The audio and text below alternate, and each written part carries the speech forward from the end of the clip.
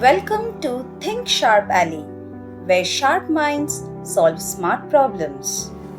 Hey champs, we are in class 9 real numbers. This one's a total logic trap. Let's see if you can escape it. The question says, if a and b be two real numbers and b greater than 0, then which of the following is or are false? Take a moment, pause the video and try it yourself.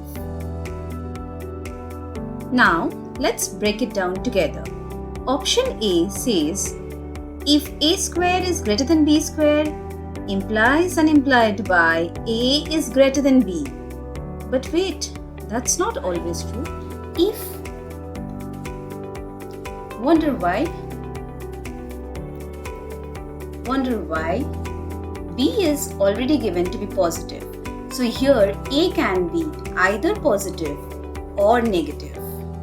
Now, if A is positive, that is if A is also greater than 0, you will see if A square is greater than B square, it will definitely imply A is greater than B. So first option is true if A is positive. You can take any example and verify it yourself. But if A is less than 0, let us take an example. So take A is equal to minus 5 and B, since I have to take it to be positive, so let's take B as 4. So we get A square as 25 and B square as 16. So over here A square is definitely greater than B square, but does that imply A greater than B? So that would mean minus 5 is greater than 4. Is that so? No. So this option is busted because it does not include the missing piece that if A is less than 0, then the option does not hold true. I know that option sounded tempting, right?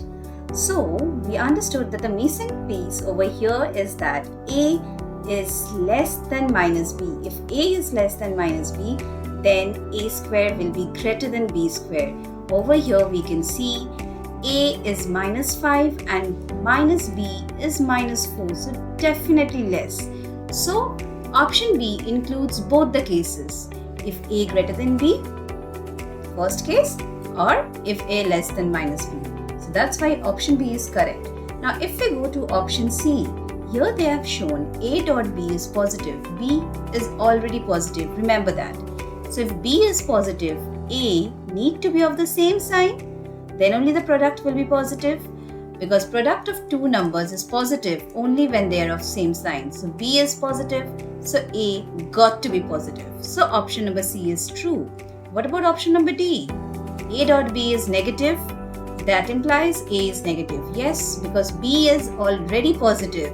So A got to be negative, because minus plus is minus. So our final answer is option A. That's your logic shot for today, champs. Now it's your turn. Here's a question for rationalizing factor of 3 root 2. Remember, you have to write the least rationalizing factor of 3 root 2. How many such rationalizing factors exist? Think sharp and drop your answer in the comments below.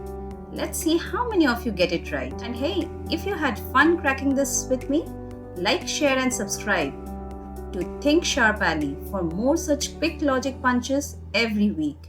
Stay sharp, stay ahead.